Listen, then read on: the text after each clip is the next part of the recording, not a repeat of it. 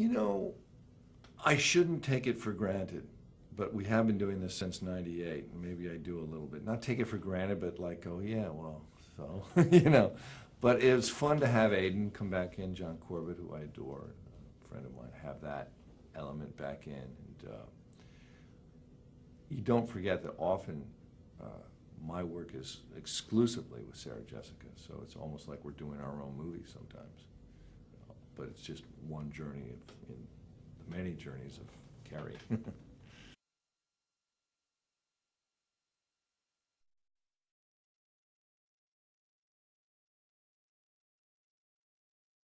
The word cosmopolitan never existed before. I think half the designers have mushroom. I think the city's changed, which I don't like.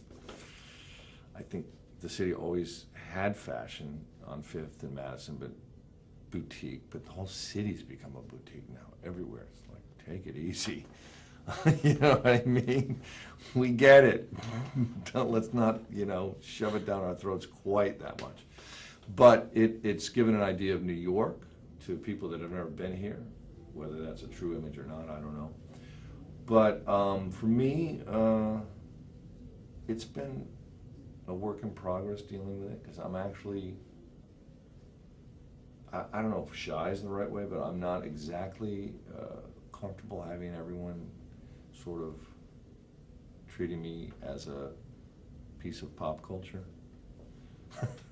I mean, I'm an actor that does different stuff, so, when something sticks to you like that, your immediate impulse is to say, no, I'm on to my next thing. I've already done that. Stop identifying me as that, And also, I think people expect me to be him. I mean, my interpretation of him is through the prism of who I am, obviously, but I have many more unattractive aspects to myself that I should be allowed to show without being crucified for it.